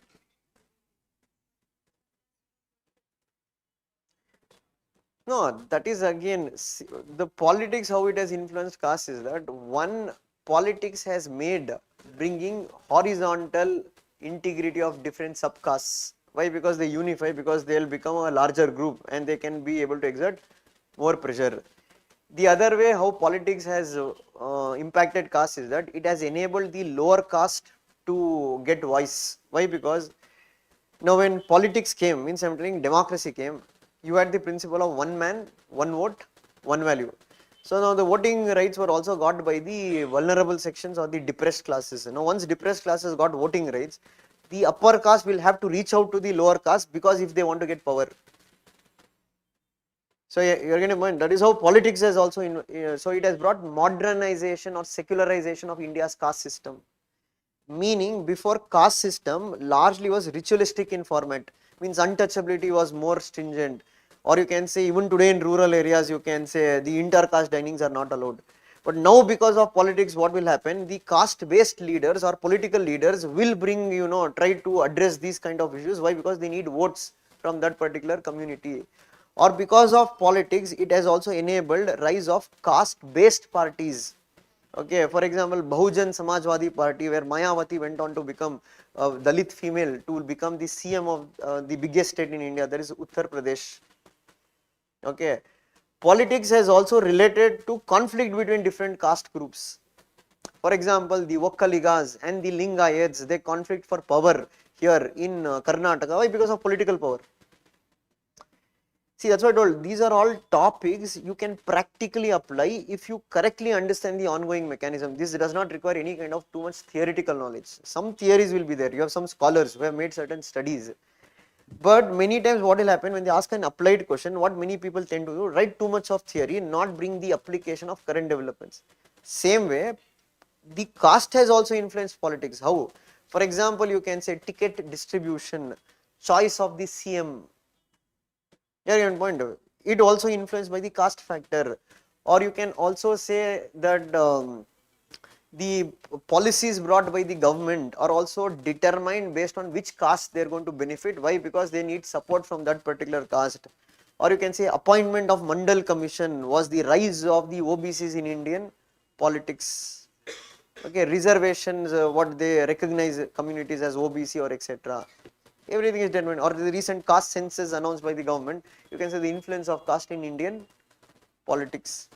So the other viewpoint you will study here is that some argue that everything is not negative about caste. There are also certain positive aspects of caste mixing and politics. Or some say that Indian politics is incomplete without caste. Okay, means you cannot study Indian politics without understanding the role of caste. Same way you are going to study the role of religion, okay. And here it is not only from, you can connect even from British time, okay. So if you look at, British used religion as a divide and rule policy, okay. And if you look at after India's independence, religion didn't play a greater role, maybe till 1980s. But after 1980s, role of religion in Indian politics started to come to the surface. And that is where you are going to read different analysis brought by Christopher Jefferlot, or brought by this guy called as, what is that? He's written this book called as the Saffron Wave. Okay, forgot his name. So he documents that why religion started becoming important. The rise of BJP in Indian politics also signifies the role of religion becoming important.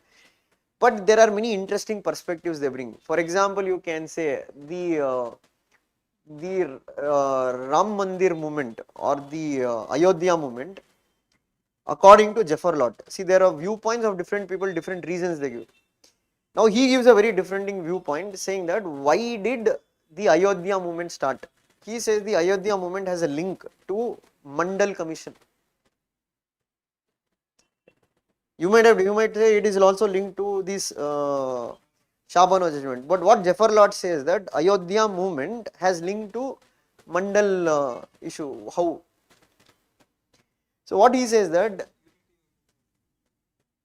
the rise of OBCs in Indian politics led to strengthening of their position, and OBCs are larger in number. There is a difference between upper caste and OBCs. Upper caste are not OBCs. Upper caste is different. Upper caste, you can take Brahmins or upper caste. Now these Vokkaligas, Jats, they are all come under, not Jats don't come under OBC, they are asking for OBC status, but you can say they are all dominant communities. In what ways they are dominant? They have numbers on their side. For example, how does Vokkaligas or Lingayats control the Karnataka politics? Because you can say highest number of CMs in Karnataka has been either from these two communities. It is because of their population. It is because they own land. So these communities became powerful in 1960s or 70s, especially after the Green Revolution, because Green Revolution largely benefited the intermediate castes, and that is what Rudolph and Rudolph called them as Bullockart capitalists. So once they became powerful, regional parties started becoming very strong, and of course now demand for reservation started. Give us reservation. Though Mandal Commission gave it in 1979, it was not given. It was later given by VP Singh government. Now what this fellow says, that to counter the OBCs, you need, or the upper castes, they needed some issue, and that issue for them was the Ram Mandir issue. The reason is that when you bring the Ram Mandir issue, it is about Hindu unification. What do you mean by Hindu unification? Now even a lower caste fellow, even an intermediate caste fellow will vote for a particular party. Why? Because they all come under one umbrella of a Hindu. So he calls it as a reverse plebeian wave, means it's a counter movement to counter the OBCs. You get my point? But he says it is not directly done, it is indirectly done at the level. So he says that, means for Christopher Jefferlot, BJP was largely driven by the upper caste party. Even today BJP has an image, it's more of an upper caste party, it is driven by the Banya community or the business community. So when ideologically we say, generally the BJP is not so much in favor of reservation compared to the Congress. I am not telling you, it's not that BJP today it supports. Why? Because the party has to increase its social base. To ask to increase its social base, it has to win over newer communities. Who are the newer communities? The OBCs, the SCs, the STs. And that is why today BJP's policies also changed. It means BJP, so Narendra Modi in that regard, why Narendra Modi becomes a perfect fit for the BJP? Because Narendra Modi comes from the OBC community. You are going to mind how the party has made deep inroads into different sections. The party has shed its image of what initially it was. It's a Banya party, a Brahmin party, or etc. Today BJP's social base has increased. How? Over the period of time, they were able to bring new leaders into their equation, like Narendra Modi, or you can say even in RSS now, they started including people from backward sections as, you know, in important positions. So what Jefferlot says that at that point of time when this movement started, this movement was largely to counter the OPCs, what you can say, he says the Ram Janmabhoomi movement. But there are other factors that also contributed to it. And that is how we say religion now started becoming an important tool, because the antidote for caste is religion. And that is the politics of the BJP and the Congress. For the BJP, mobilize people on the grounds of religion, because that will consolidate the party's strength. For the Congress, divide the people on the basis of religion, that will consolidate their position.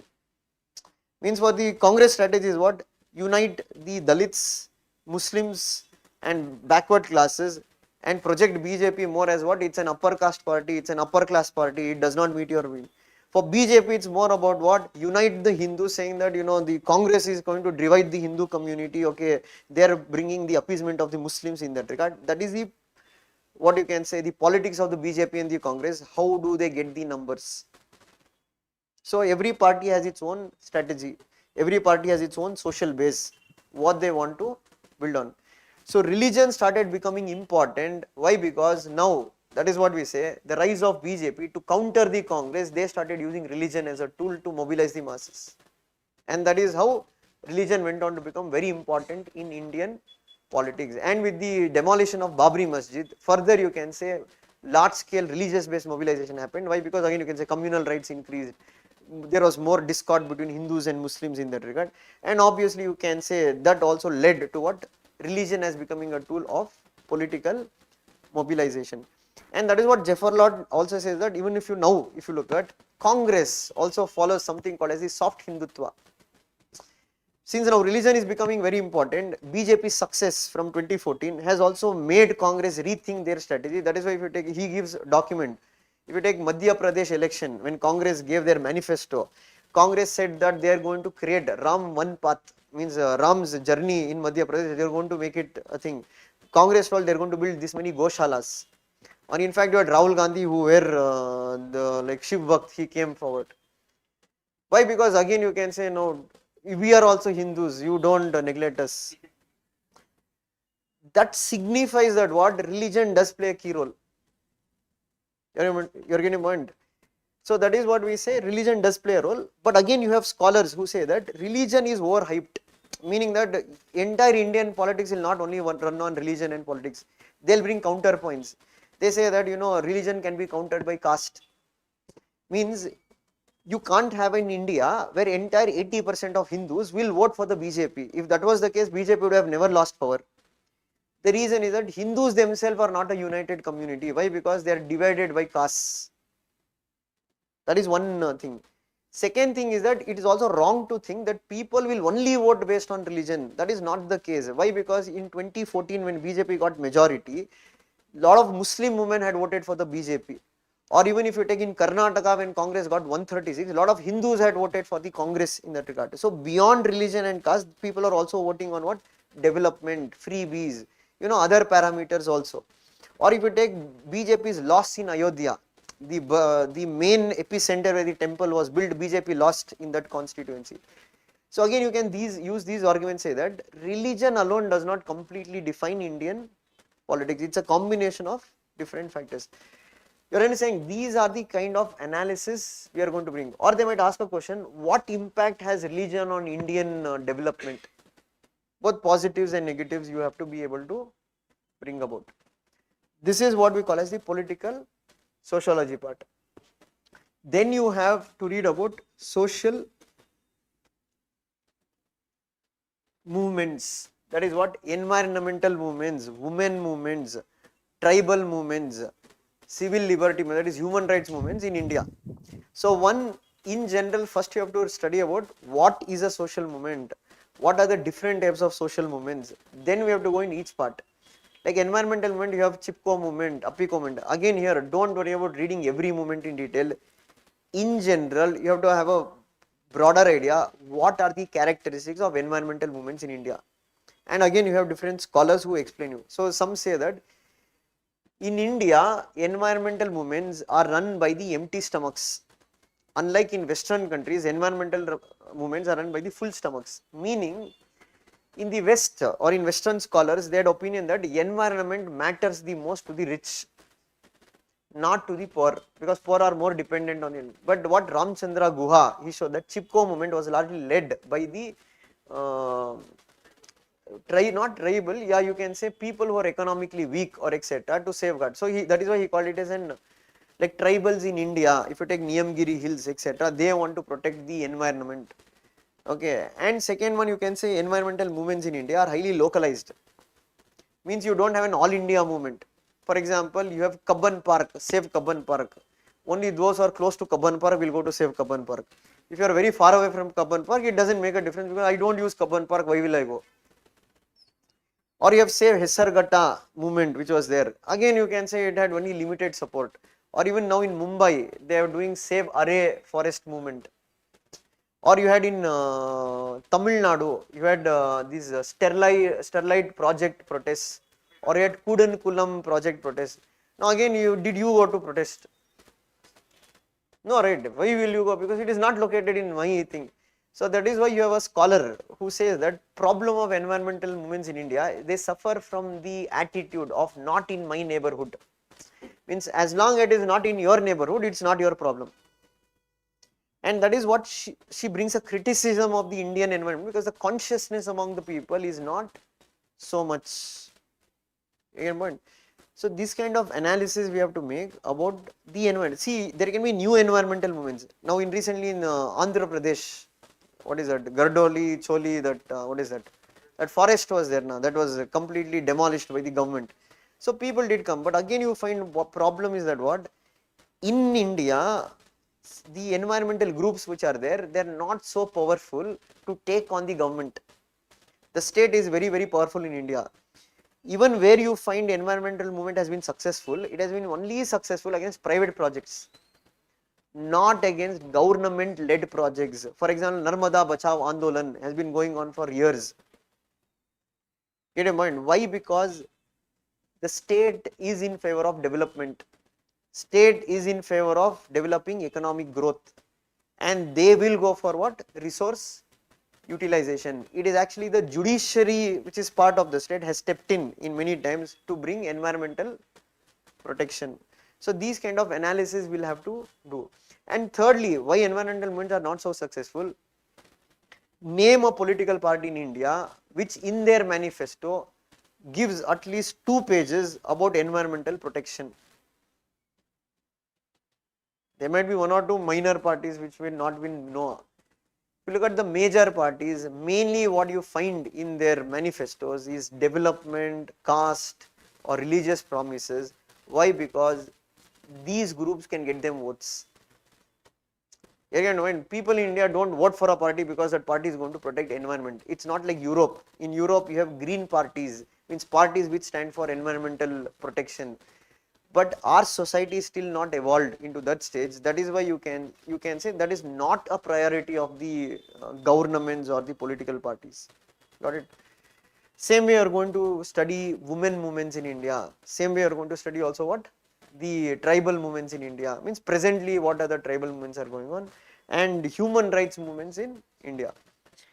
And then you will have to study the topic on, I told you that planning. That is the Nehruvian model of development and the Gandhian model of development. We have to compare both the models of development.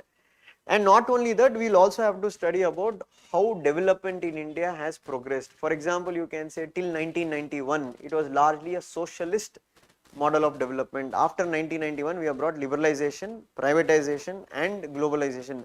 Okay, what has been the impact of this on India's developmental story? Again, you have 2 sets of opinion. So you have people like Jagadish Bhagavathi, or you have Guru Charan Das, or you have Arvind Panagaria. All of them have been in favor of liberalization, privatization and globalization. They have brought arguments saying that India has benefited out of this.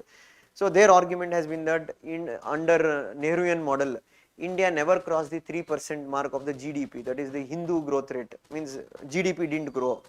Or you can say with increased competition, today Indian multinational companies have emerged.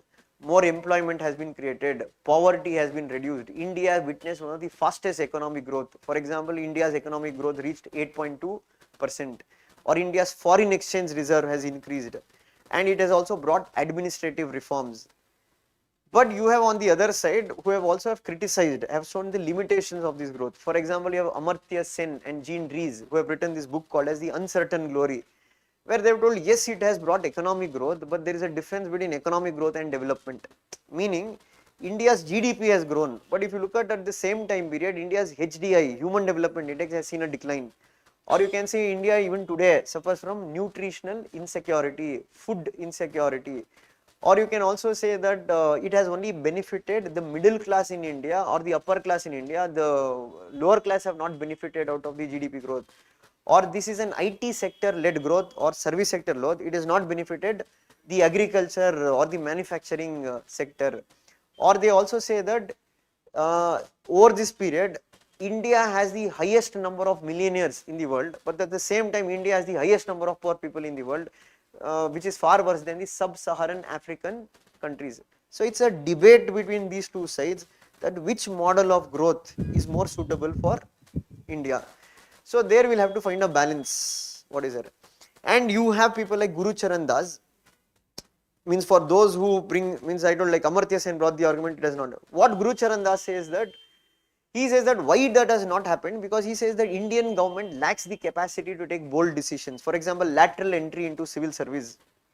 So he says you have to take these kind of bold decisions, but they are not able to take that decision. Why? Because there is a lot of social pressure.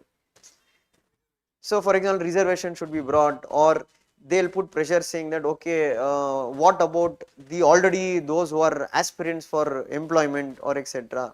Or what is the guarantee that these people who have come through that can lead to nepotism or favoritism. Or let us say India is yet to bring certain changes such as the Agniveer scheme, which the government was not able to sell it through, or there is a lot of opposition to it. So their argument is that what still there are a lot of administrative reforms that has to be brought, which the government is unable to do it, and that is why they say that India is stuck in this middle income trap.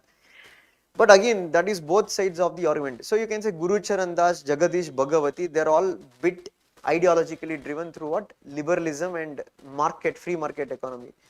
If you look at Amartya Sen or Jean Dries, they are bit more social liberals, means driven that market has to be controlled by the government. State has to play a greater role. They are in favor of universal basic income. Understood? That is what you are going to read in this particular topic. Then in one more topic, you are going to read about the socio-economic profile of the Indian legislators. Meaning, when you look at our parliament, how many of them are women? How many of them are youths? How many of them criminals are there? Or how many OBCs are there? Or you can look at what is the percentage of Muslims that is present in the Indian parliament. And especially in these kind of questions, usually if you see the pattern, they have asked the question in an election year. Whenever an election has happened, when the results are out, that is the time when they have asked these kind of questions. Make an analysis of changing socio-economic profile of the Indian parliament. So let us take in 2024 election happened, you need to have an analysis. Okay, or you can say next election happens in 2029. Or they might ask previously from 1950s to now, if you see how the socio-economic profile of the Indian parliament has changed. Got it?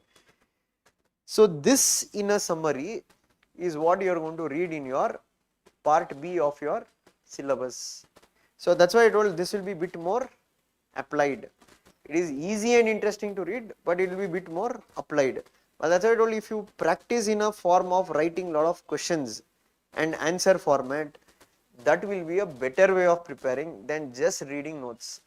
First you have to read notes, one set of notes to get an idea. But once you get that idea, you have to practice a lot of PYQs. That will give you a better approach. And brainstorming. What is brainstorming? Take a topic, discuss, seeing that what are the different points we can write. And reading editorial page is largely helpful, especially Hindu or the Indian Express. Instead of reading both, read any one. Okay, the other one you will get it either on our Telegram channel, which specific articles are posted and they are what you can say aligned topic wise. Means at end of 6 months, you get all the articles that are related to parliament at one place. You get all the articles that are compiled for parliament at one place. So if you go through this article, from there you can make notes. But at least you need to read at least one newspaper, either Hindu or Indian Express, and especially the editorials, and especially in Indian Express, the advantage is that many of the authors, what I told now, like this Amartya Sen, or Amartya Sen is too old now, I think he's not writing, but you have Yogendra Yadav, Pratap Banu Mehta, they usually write in Indian Express, and those articles are very good analytically. Okay, there's nobody is asking you to make notes. If you read that article, you will get lot of analytical points, and that is how your analytical abilities will also grow. Understood? So make a regular habit of reading Hindu, or if you have access to Indian Express, read Indian Express, especially the editorial pages. Got it? And you have your last two topics, that is what, land reforms and green revolution. Here again it is very simple. What is land reforms? Why did land reforms fail in India? And what are the limited achievements of land reforms in some states like Kerala, West Bengal, or in Karnataka during the time of Devraj Aras. Okay, then green revolution again. See again here, this is political science. This is not the environment. So when they ask what is the impact of green revolution on Indian politics, you can't write it led to climate change, it led to soil degradation, it led to, no, that is all secondary points. Green revolution had other impact also. Green revolution led to rise of OBCs. Green revolution led to decline of the Indian National Congress in Indian politics. Congress was not able to handle the OBC rise, because Congress at that point of time was largely driven by the upper caste. The rise of the green revolution led to conflicts, especially between the migrant labor and the locals. Green revolution also gave momentum to the Khalistan movement in Punjab. Green revolution also led towards what, India becoming self-sufficient, and especially India's image was restored at global level. Why? Because India was referred to as a begging bowl country by United States of America. Green revolution also led to commercialization of Indian agriculture. Green revolution also led to entry of the multinational companies into Indian agricultural market. Green revolution benefited largely the rich farmers, it did not benefit the poor farmers. Green revolution also increased regional disparity, means if you say, many say it is wheat revolution and rice revolution, it largely happened in Punjab, Haryana, these parts. That's why even today, if you see, the farmers' protests are more in those regions than other regions. Next you write secondary points, it led to what, soil degradation, water pollution, etc. So that is not the context of political science. In political science, you are largely dealing with the policies brought by the state and how green revolution impacted the political system in India. Got it? So these are the topics that are there in your part B of your syllabus. This is completely what is there in PSIR paper 1. So as I told, your main source will be the class notes.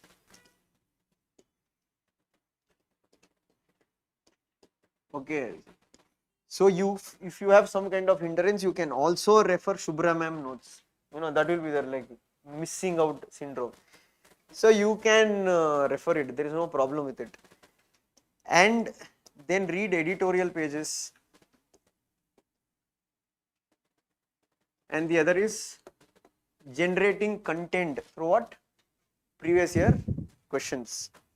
So this should be your source for preparing. So notes making, don't make now only, make notes once you read one time the entire syllabus. Second time when you revise, that time you can go for short notes taking at large. Got it? So this will be the paper 1, what we can say, decode what you have done. So paper 2 will not decode now only, we will start with the topic of paper 1. So on Monday, we will be starting with the Western political thought, means what is a political thought, the basic thing.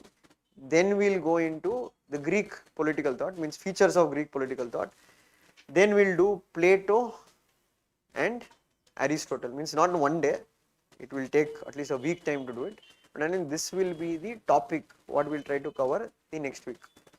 So classes will be Monday to Friday. Got it? And once the topic is in, the notes will be uploaded on your portal. So download from there and try to read it. And if you want in class, you can take down running notes or important points, what you make of it. But there's no written or dictated notes. It will be already, written notes is already uploaded on the portal. So you just have to listen to the class and try to understand the concept. And but once after the topic, we'll take up certain questions. Not all questions, certain questions. Why not all questions? Maybe for some questions you will need more deeper knowledge, means reading other thinkers. That time you will have a more comprehensive knowledge to assess those questions. But there will be some questions you can manage with whatever reading you do in that particular class. Got it? Any other doubt for online students or for the offline students?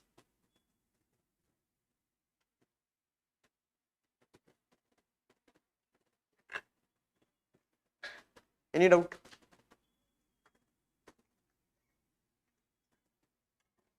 Okay then, we'll meet on Monday.